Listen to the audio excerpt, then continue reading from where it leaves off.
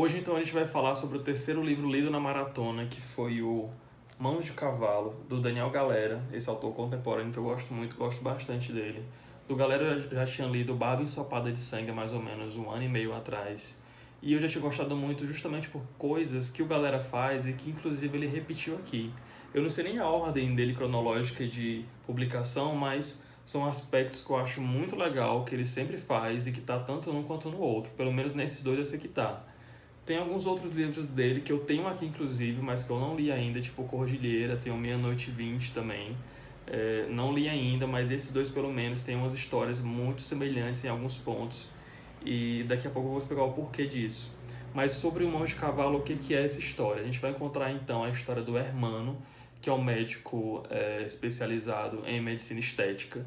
E a história dele é contada em dois momentos diferentes, na infância e depois na fase adulta. E esses capítulos são intercalados.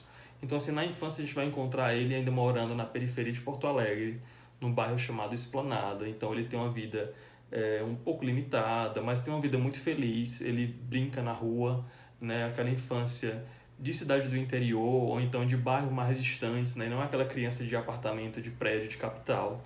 É aquela criança que realmente está com o pé no chão, está brincando com os amigos, está todo dia na rua, é seguro, relativamente seguro, então ele sempre sai, tá? Ele tem uma liberdade que hoje em dia muitas crianças, por exemplo, não têm, principalmente quem mora em cidade grande.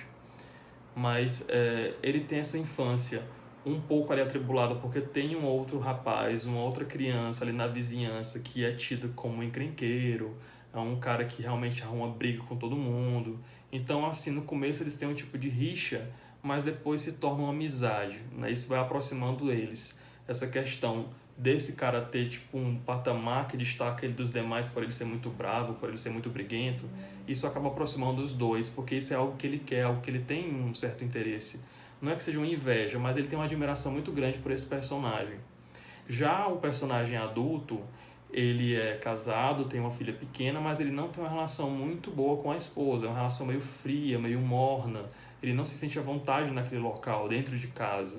Ele não se sente acolhido no ambiente familiar dele. Ele ama a esposa, mas ele não sente essa liga, ele não sente esse conforto realmente de estar dentro de casa. Tanto que já de início ele já começa os capítulos dele enquanto adulto, ele combinando de viajar com outro amigo dele para escalar uma montanha na Colômbia. Colômbia ou Bolívia, não lembro agora.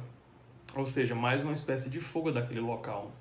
E os capítulos, como eu falei, vão ficar intercalando entre o passado e o presente, né? Ele adulto e ele criança. À medida que ele vai crescendo, na parte que é contada enquanto ele é criança, a gente vai vendo o amadurecimento dele, enquanto homem também. Então, a aproximação dele com as mulheres, a maneira como ele se relaciona com a família dele. E vão acontecer certas coisas que vão gerar uma certa culpa e um certo sentimento de arrependimento nele que acaba surtindo efeito no personagem dele enquanto adulto. Então a gente vai notar certas inseguranças desse personagem do Hermano já homem feito, que são resquícios e ocasionados na infância dele. E à medida que a história vai avançando, a gente vai entendendo por que ele é um adulto daquela forma, por que ele reage daquele jeito. Então tudo é respondido sempre no capítulo que remete à infância dele. Então um capítulo vai contar um certo episódio que ele passou na infância dele e depois vai mostrar a fase adulta, o que é que isso está interligado, por que que isso acontecia dessa forma.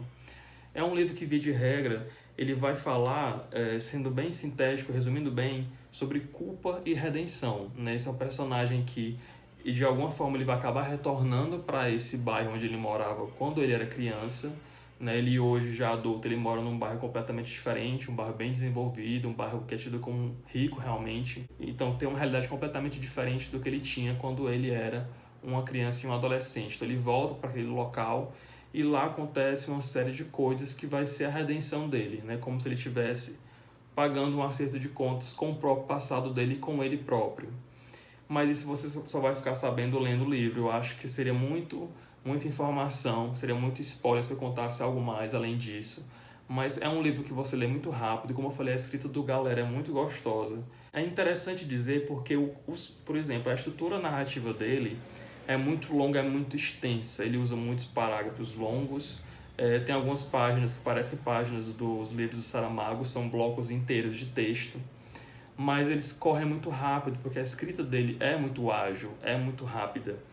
Ele é muito descritivo, então você consegue plenamente conhecer aquele bairro de Porto Alegre. Eu nunca fui em Porto Alegre, mas tive pelo menos uma noção muito detalhada e muito real do que seria pela descrição do Galera.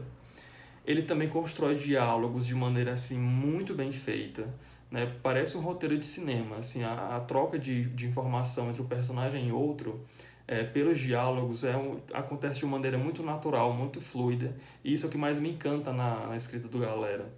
Tanto a maneira como ele descreve as coisas, muito pormenores, né? Muito minuciosa, mas muito recheada de informação. Então é uma escrita muito rica e ao mesmo tempo nos diálogos ele também ganha pontos a mais porque são todos muito bem elaborados. Então isso é o que me chama mais a atenção na escrita do Galera. Isso aconteceu tanto no Barba Ensopada de Sangue quanto no Mãos de Cavalo também.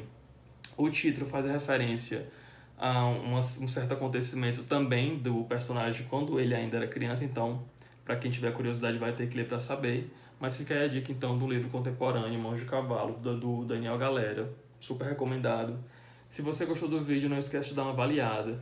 Me segue nas redes sociais que estão lá embaixo no box da descrição. Faz um comentário se você quiser. Obrigado por ter assistido e até mais.